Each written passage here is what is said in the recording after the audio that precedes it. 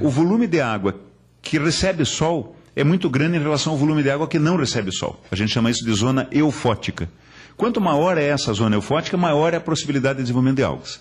O que aconteceu no Iraí foi justamente isso. Quando a barragem foi fechada, ela foi subindo lentamente, então esse espelho d'água era muito mais raso ainda do que ele é hoje, e havia muito afluxo ainda, porque a barragem era muito nova, tinha muita matéria orgânica em cima da superfície do solo e tal, que vamos dizer assim, que ofereceu o alimento necessário para que essa floração ocorresse.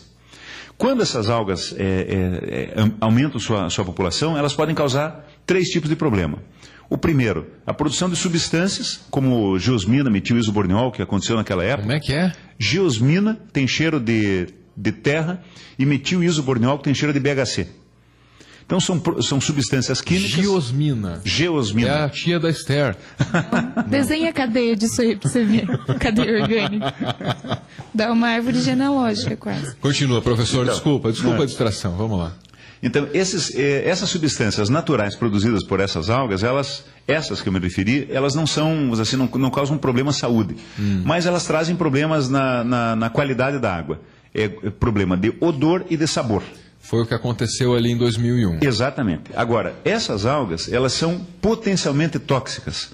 Embora isso não tenha ocorrido, é importante deixar isso bem claro aqui no Iraí, as famílias dessas algas são famílias que têm a possibilidade de produzir substâncias que são tóxicas. Saxitoxinas, cilindropermopsinas, são toxinas extremamente fortes que podem afetar o cérebro, pode afetar o rim, o fígado, e pode até, a longo prazo, gerar câncer de fígado e de rim. Essas substâncias, em Pernambuco, em Caruaru, coisa de 20 anos atrás, foram responsáveis por 70 mortes. Porque deu um problema dessas algas, essas algas tiveram toxinas e elas foram utilizadas em hemodiálise. Foram colocadas diretamente na circulação do sangue de pessoas. Foi um dos piores catástrofes que se tem história vamos assim, na ciência das toxinas e bactérias no mundo, esse problema de Caruaru. Bom, enfim, essas algas, elas potencialmente podem causar um seríssimo problema. Portanto, naquela época lá, quando ocorreu esse problema, houve um trabalho coletivo, um programa de 40 medidas que foram emergencialmente colocadas no Iraí para tentar resolver aquele problema do jeito que foi possível, sabe? Foi uma emergência incrível. A partir dali, a gente desenvolveu um programa de pesquisa que não parou mais, chama-se Programa Interdisciplinar de Pesquisa e Eutrofização de Mananciais.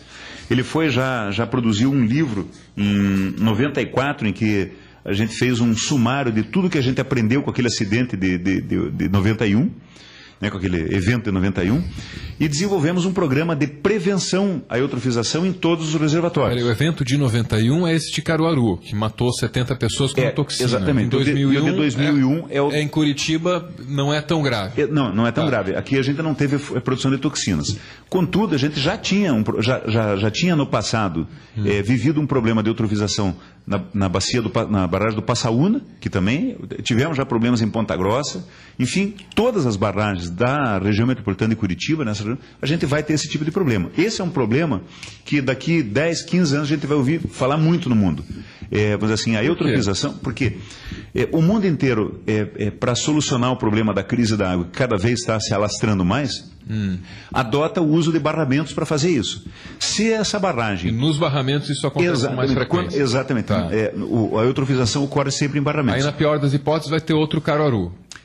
Não, outro Caruaru nunca mais vai ter. Porque teve esse negócio de colocarem na hemodiálise. Exatamente. Daí você também botar no sangue direto também é brincadeira. Né? Então, o que aconteceu em Caruaru nunca mais vai acontecer.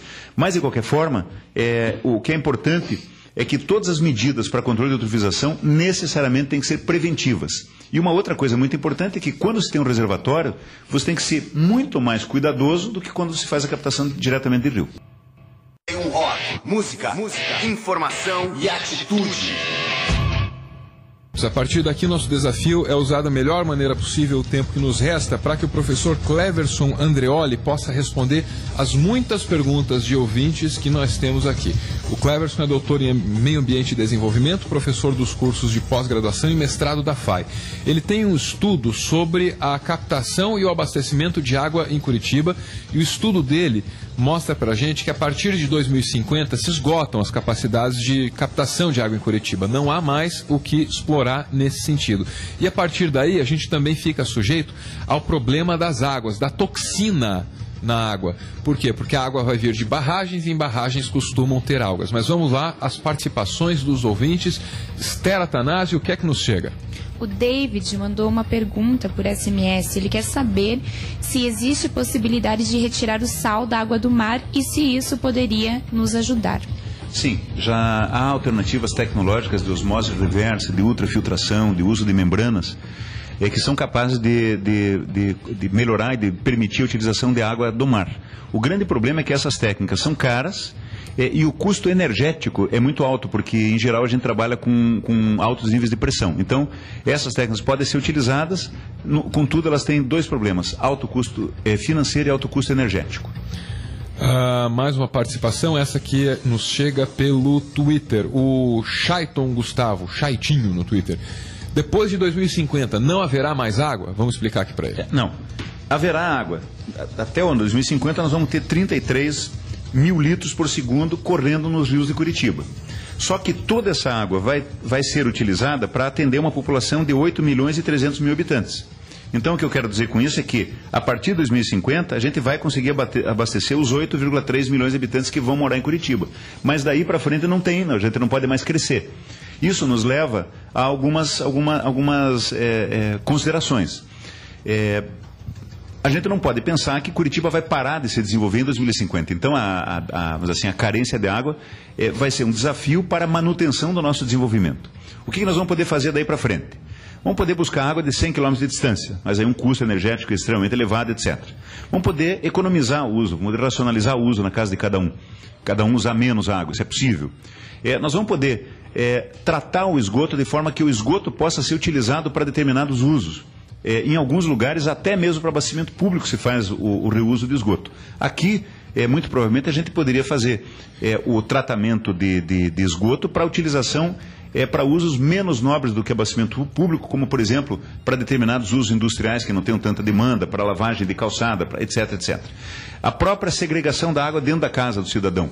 No futuro, certamente, você vai ter dentro da tua casa um sistema de esgoto que vai pegar a chamada água marrom, que tira a água da privada e da pia da cozinha e leva para uma estação de tratamento. O resto do esgoto, as demais águas, a gente chama de água cinza. Essas são muito facilmente tratáveis. Você vai ter uma bomba que vai jogar para uma segunda caixa onde você vai usar para a água da descarga. Água cinza é o que, por exemplo? A do banho? É água do banho e água da torneira. E marrom é a da privada? Que sugestivo. Da privada e da cozinha, porque tem mais matéria orgânica, né? Esther Atanásio, uma última. Escolhe bem aí, daqui a pouquinho esporte. Triste isso. Tá, vamos com o Renato. Triste isso, também acho. Que tinham participações interessantes, mas o Renato nos pergunta assim: captação de água da chuva equilibrará tudo. Hoje não ocorre isso, gasto numa casa e no banheiro. Chega de jogar custos para a população. Então ele quer saber se captação da água da chuva poderia colaborar. Bom, primeiro acho que esse problema do tempo assim como a água, o tempo é um recurso natural renovável, um recurso natural não renovável e escasso, né? Perdeu, acabou. Bom, com relação ao uso de água de chuva, é preciso esclarecer que o uso de água de chuva na casa, ele não aumenta a disponibilidade hídrica. Por quê? Porque, na verdade, o grande problema da disponibilidade hídrica se dá nos períodos de seca, quando para de chover e os reservatórios começam a não dar conta do abastecimento da população. Nessa época, você também não vai ter água de chuva. Então, a água de chuva, o reuso da água de chuva na residência é muito importante, primeiro, para você racionalizar o uso e, segundo, para você diminuir o problema de cheias. Então é bom que isso aconteça, essas políticas devem ser disseminadas. Mas o reuso da água de chuva não vai ajudar tanto a redução do déficit hídrico como o reuso do esgoto tratado. O reuso do esgoto tratado, sim, é de extrema importância porque o esgoto você vai produzir tanto na época da seca quanto na época da chuva. E, portanto, é uma água que você pode contar com ela. O Cleverson Andreoli, que é doutor em Meio Ambiente e Desenvolvimento, professor nos cursos de pós-graduação e mestrado da FAI.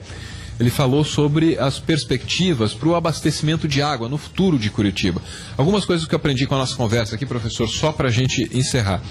Em 2050, acaba a possibilidade de novos pontos de captação para essa água. A partir daí, o recurso começa a ficar muito mais caro, porque é mais difícil de captar, demanda mais energia, mais trabalho, etc. Outro problema que a gente vai ter é esse das algas, porque a água que a gente vai consumir sai das barragens, nas barragens tem o problema da alga, e esse problema da alga tem precedentes perigosos no cenário de responsabilidade brasileira, que é o caso de Caruaru.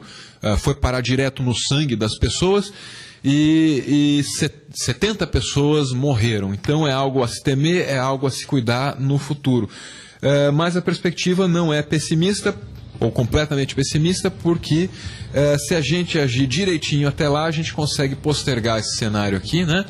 E fazer o melhor uso possível da água. Quero agradecer a sua presença e abrir aqui para consideração final, professor. Bom, eu queria também te agradecer o espaço e dizer que esse resumo que você fez é perfeito. Eu só gostaria de agregar mais uma questão nessa discussão, que é o seguinte: é preciso que a população tome consciência da importância da preservação dos mananciais e que a população participe dos processos políticos de gestão dessas águas, dessas bacias, porque elas são de extrema importância não só para o custo, mas principalmente para a qualidade de vida e para a perspectiva do desenvolvimento futuro. Para encerrar o programa, tem mais duas participações aqui. Esther Atanásio, vem aqui. O Coração Valente está dizendo assim: Álvaro, não judie da Esther, tadinha. Tem acontecido isso? Você quer reportar o bullying? Não, esse bullying dá para tolerar, porque faz parte da brincadeira e o Coração Valente já faz parte da família. Muito bem. Outra participação que a gente recebe aqui, se eu não achar, eu não vou me perdoar. Eu não vou me perdoar, porque era a conclusão final. Achei.